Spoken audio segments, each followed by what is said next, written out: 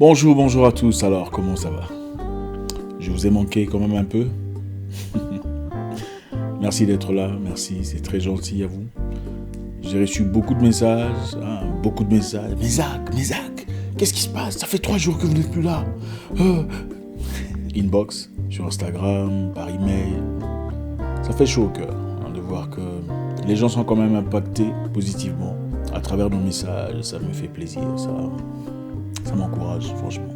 Ça fait plaisir de voir combien les gens, en tout cas certaines personnes, m'apprécient et veulent que je fasse partie de leur quotidien. C'est encourageant, ça réchauffe. Mais j'avais besoin de me retirer un tout petit peu. J'ai beaucoup de responsabilités. Il a fallu que je prenne soin d'une entreprise qu'on a lancée depuis 3 ans maintenant déjà. Il a fallu que je me présente physiquement. J'ai fait un voyage pour essayer de calibrer certaines choses, essayer de reconfigurer les choses. Vous savez, avec tout ce qui se passe sur le plan financier, il a donc fallu qu'on se réunisse, moi et certains investisseurs, certains partenaires, pour essayer de voir qu'est-ce qu'on peut faire. Vous savez, on traverse un moment particulièrement difficile. Comme je l'ai toujours dit, comme je l'ai appris de mon mentor en business, on ne peut vraiment dire qu'on a un business ou une entreprise quand on peut se retirer de l'entreprise et qu'elle fonctionne correctement sans difficulté. Là, on a une entreprise. Mais s'il faut être là journalièrement, chaque jour, pour que ça fonctionne, on est simplement employé. On a une machinerie qui fonctionne, mais qui nous paye de l'argent à la fin du mois. On a un salaire. On a vraiment une entreprise qu'on peut se retirer pendant un temps. On peut se retirer sans difficulté. L'entreprise est une machine tellement bien huilée qu'elle reproduit, qu'elle n'a pas besoin de présence physique et tout ça. Là, vous avez une entreprise. Et je pense que, voilà, n'importe qui peut le faire. C'est une question d'apprentissage. Il a fallu du temps. Je dois aussi avouer que le sport a joué un rôle très important. Cela m'a ouvert des portes à des personnalités très respectées, très influentes. Des gens qui ont permis à ce que je comprenne ce que je comprends aujourd'hui sur le plan financier. Bermuda, enfin bref. Voilà, on en parlera peut-être prochainement. Je ne sais pas si vous êtes au courant. Le dollar est en train de traverser un moment particulièrement difficile. Les prédictions sont très négatives, très effrayantes. Je vous encourage, si vous avez un peu d'argent, d'acheter de l'or. Si vous avez un peu d'argent, au lieu de garder votre monnaie en monnaie ou en chiffres ou numéros en banque, parce que le numéro que vous avez en banque, ce n'est pas de l'argent, c'est juste un numéro, hein. C'est juste un chiffre, un nombre. Si vous pouvez acheter de l'or, maintenant là, cela vous permettra de... Enfin, bref. Comment ça se passe? Merci à tous, bienvenue à tout le monde, bienvenue à tous les amis, bienvenue à ceux qui nous suivent depuis longtemps. Oui, vous m'avez aussi manqué, ça fait très plaisir. Nous sommes une famille, nous sommes là pour nous aider, nous entraider régulièrement. Vous savez, il faut prendre soin des bases, des éléments fondamentaux. Cela vous permet de vivre une vie libre, sans vous inquiéter sur vos arrière-gardes. Et avoir un nombre, un chiffre que vous voyez à travers votre téléphone en banque ne veut pas nécessairement dire que vous avez ce que vous croyez. Parce qu'aujourd'hui et demain, la banque pourrait décider, ok, désormais vous ne pouvez pas retirer de l'argent un montant plus que 1000 euros ou 100 euros par jour. Vous faites quoi? Vous savez qu'en Grèce, si je ne me trompe pas, on ne pouvait retirer que 60 euros le jour, 60 euros par jour par chaque citoyen en Grèce pendant leur crise financière. 60 euros par jour. Donc imaginez-vous, vous avez un compte bancaire où vous avez peut-être 50 000 dollars ou 10 000 dollars. Mais vous ne pouvez retirer que 60 euros par jour. Vous êtes incapable de faire un transfert local ou international. Maintenant, nous sommes en train de bouger peu à peu vers une société sans argent, sans cash. Pour contrer le KGB soviétique, en 1970, on a demandé aux chercheurs occidentaux de trouver un système de surveillance qui fonctionne. Un système qui serait accepté par chaque individu sans être trop intrusif. Donc un système qui révélerait ses activités, ses collections, ses actions, ses préférences, ses habitudes, sans pour autant être trop intrusif ou trop se faire remarquer. Les chercheurs ont travaillé très dur et ils ont trouvé un système. La carte bleue, carte de crédit, debit card. La carte de crédit ou carte bleue, comme vous l'appelez en France, a effectivement été une invention très stratégique. Autant aujourd'hui, on pourrait penser que c'est bien, ça facilite beaucoup de choses. Ça nous permet de marcher, de nous promener sans cash, de faire des transactions rapides, de faire tout ce qu'on veut très facilement, sans difficulté, sans s'inquiéter. Mais aussi, il faudrait savoir que ça permet de savoir qu'est-ce qui a été acheté par vous. À chaque fois que vous payez avec votre carte, il y a une signalisation de qu'est-ce qui a été acheté, quel item a été acheté, quelle location cela a été effectué, à quelle heure. Où est-ce que vous pouvez être sur le plan géolocalisation et beaucoup plus d'informations. Et avec ça, le système de paiement transfère ces données à des entreprises qui revendent vos données à d'autres entreprises et aux services de sécurité. Vous le savez. Vous savez qu'ils sont obligés de rendre certaines données disponibles aux services de sécurité. Donc en effet, nos transactions ne sont plus anonymes. L'heure, l'endroit, la localisation, le montant, l'habitude, si vous avez l'habitude d'aller quelque part pour acheter un genre d'histoire, une certaine préférence, on sait généralement savoir qu'est-ce que vous faites. Autant on peut penser que ça nous donne une certaine liberté, ouais, c'est censé être notre argent, autant notre liberté est très réduite parce que soudain, on sait exactement ce qu'on fait, on sait exactement où on le fait, dans quelles conditions on les fait, on connaît à peu près nos habitudes. Vous savez, la technologie est très bonne, elle est très bien quand on l'emploie dans la positivité. En 100 ans, le monde a beaucoup changé. Si on compte depuis 1920 à 2020, où il n'existait même pas de fusée, pas de téléphone.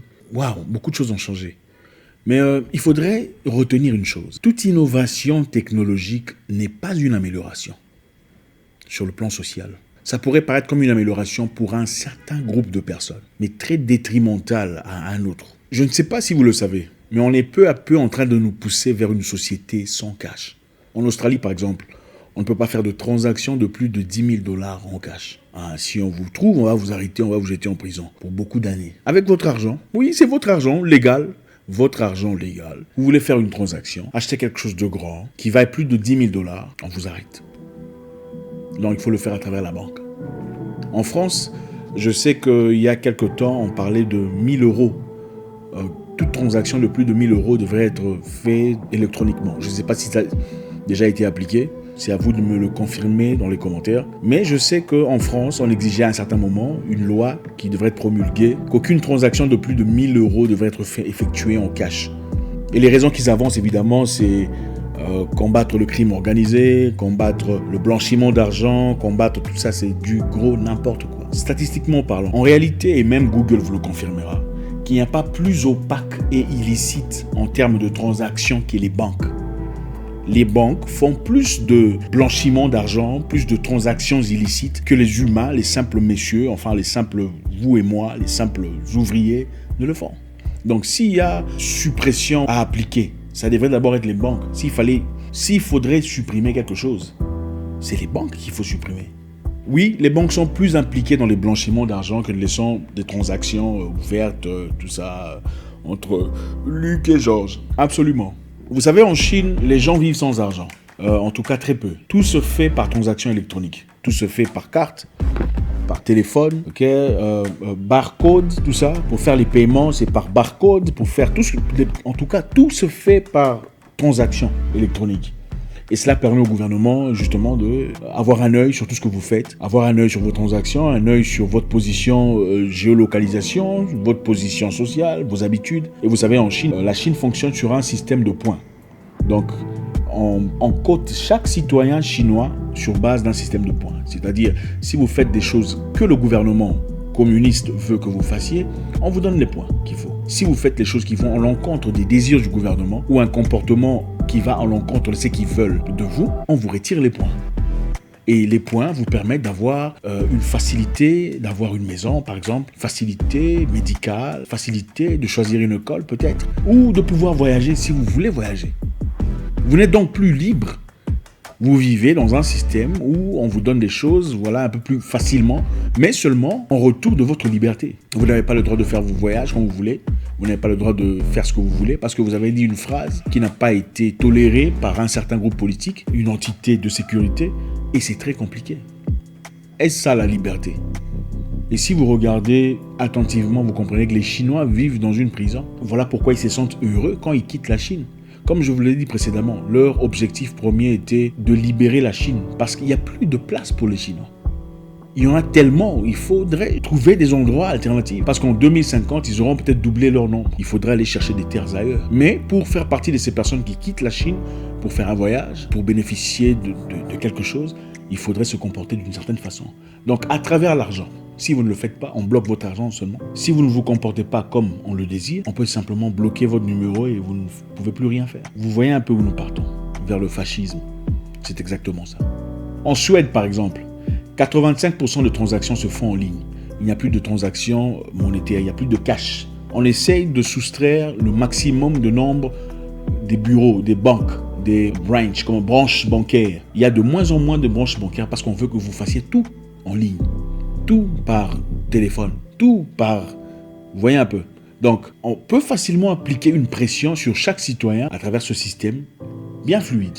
Et votre compte bancaire qui marque des 000 n'est pas nécessairement ce que vous avez. Ce n'est qu'un chiffre qu'on a placé là. Un chiffre qui peut facilement être effacé. D'ailleurs, Visa, vous connaissez Visa, la carte Visa, le service de paiement Visa est en train d'encourager des entreprises qui désirent aller cashless ou sans cash, de recevoir 10 000 $ de leur part. C'est-à-dire, si désormais vous commencez à travailler sans cash, vous recevez une subvention de 10 000 $. C'est leur manœuvre pour pouvoir pousser cette idée de cashless society. Donc, une société sans cash. Une société de contrôle. En Suède, même les sans-abri ont des credit card readers, comment vous appelez ça, lecteurs de cartes de crédit. Donc si vous voulez donner quelque chose à un SDF, vous pouvez avec votre carte. Donc les restaurants, les églises, c'est pour encourager une société sans cash. Et croyez-moi, une société sans cash est une société sans liberté. Et les raisons qu'ils avancent sont toujours les mêmes. Combattre le blanchiment d'argent, le crime organisé, l'évasion de taxes, comme s'ils ne savaient pas comment ça se passait. Pourtant, les 500 plus grandes entreprises du monde ont beaucoup d'argent ailleurs et ils savent comment ça se passe. Est-ce vraiment pour contrôler l'argent de taxes? Eh bien, laissez-moi vous dire, les grandes entreprises telles que Apple, iPhone, Facebook, même celui-ci ici où vous me regardez, ont des comptes en Bermudes, en Irlande, au Luxembourg, dans des endroits où ils payent 0% de taxes. Et c'est connu. Ce n'est donc pas pour l'argent de taxes comme on le prétend. C'est plutôt pour contrôler vous et moi. En 2015, pendant la crise financière en Grèce, les institutions financières ont établi une limite de 60 € le jour de retrait par personne. Au moment où je vous parle, les services de paiement tels que Visa et Maestro ou Mastercard réservent le droit de refuser leurs services à qui que ce soit, quand ils le veulent, pour des raisons qu'ils évoquent, même des raisons privées, qui ne sont pas obligés d'élaborer. Est-ce que nous sommes vraiment libres? Pendant la crise de l'Eurozone, la Banque Centrale Européenne a imposé un système de charges négatives, je ne sais pas comment vous appelez ça en français, excusez-moi, où pour garder votre argent en banque, vous devriez payer de l'argent à la banque. C'est une façon d'encourager le public de faire des dépenses, prétendument pour booster l'économie. Donc on t'oblige à aller faire des dépenses, dépenser ton argent, parce que si tu gardes l'argent en banque, la banque te charge le fait de garder ton argent, pas le contraire. Parce que normalement, quand tu gardes de l'argent en banque, la banque est censée te donner des bénéfices. Mais cette fois-là, la banque te charge pour garder ton argent. Qu'est-ce qui s'est passé ensuite? Pour éviter cela, beaucoup de gens en Europe ont commencé à retirer leur argent de la banque, leur cash, en forme de cash. Quand tu retires tout ton argent de la banque en forme de cash, la banque est soudain incapable de retirer directement l'argent de ton compte, n'est-ce pas? Si tu as 10 000 $ ou 100 000 $, enfin peu importe, tu retires ton argent de la banque sera incapable d'appliquer ces termes et conditions. Et maintenant, l'existence du cash a toujours été un moyen de sortie, une forme de liberté, pour ne pas être contrôlé. Maintenant, au moment où je vous parle, on est en train de passer une loi pour essayer d'appliquer momentanément, temporairement, entre parenthèses, un système de cashless society, un système de société sans cash, prétendument pour combattre cette histoire qui se passe actuellement, prétendant que faisant, vous avez compris, il y a chose qui est complètement absurde. L'objectif principal, l'objectif final est créer une société où il n'y a pas de cash. Donc, on sera tous dépendants, on sera tous obligés de réfléchir d'une certaine façon, d'obéir à certaines lois, de nous conduire d'une certaine façon identique, de faire, enfin bref. Sinon, si on ose réfléchir de manière différente, avoir une libre pensée, nous pourrait nous coûter la plus simple facilité de pouvoir aller à l'hôpital, se faire soigner ou de voyager. Je sais que c'est un peu absurde, mais croyez-moi, il y a même pas 60 ans, la Chine vivait aussi librement que vous. Aujourd'hui, mais tout a basculé, tout a changé. La réalité est que le capitalisme aujourd'hui est peu à peu en train de mener vers un fascisme. Excusez-moi pour tout ça. Un système totalitaire qui privilégie les riches, qui facilite la tâche aux riches, aux plus puissants et pressent de plus en plus les plus pauvres et les citoyens normaux comme vous et moi. Comprenez une chose, quand vous retirez votre argent de la banque et vous dépensez, personne ne sait ce que vous avez fait. C'est votre argent. À partir du moment où vous avez le cash en main, tout devient obscur. On ne voit plus rien. Mais quand tu utilises ta carte, on sait ce que tu as fait. On pourra finalement savoir quel livre tu as acheté, quel habit tu as acheté, quel moyen de protection ou de peu importe tu as acheté. Il n'y a plus aucune vie privée, il n'y a plus d'intimité. Aujourd'hui, je voulais simplement planter cette sémence sur cette conversation complexe, en tout cas assez complexe, qu'on va nécessairement développer prochainement en détail. Je pense qu'il est important qu'on commence à plonger dans des sujets monétaires, des sujets qui nous contrôlent sans vraiment le savoir. Nous sommes nés dans une société où on utilise le cash pour faire des transactions. Mais beaucoup ne savent même pas quand est-ce que ça a commencé. Pourquoi ça a commencé? Pourquoi il faut retirer de l'argent de la banque? Pourquoi la banque existe? C'est quoi l'utilité de la banque? C'est quoi la banque commerciale? C'est quoi la banque centrale? Pourquoi le pays doit aller demander de l'argent ailleurs? FMI, Banque mondiale pour construire ses routes? Et je pense qu'il est important que la jeunesse comprenne. On ne peut pas vivre aveuglement sans comprendre où on va. Comme je l'ai dit précédemment, c'est un peu comme des couples de papa ou maman qui adoptent un enfant et l'enfant grandit avec eux. Quand l'enfant grandit, il apprend que bon voilà, c'est tout à fait normal d'avoir papa ou deux mamans.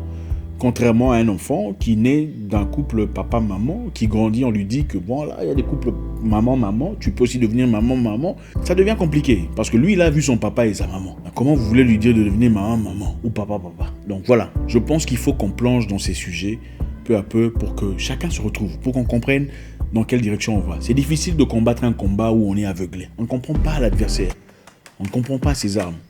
Merci encore infiniment d'être là. Merci de la fidélité. Merci encore pour les messages. Merci de l'inquiétude. Ça fait vraiment plaisir. J'espère vous parler encore très bientôt dans une nouvelle vidéo. Au revoir.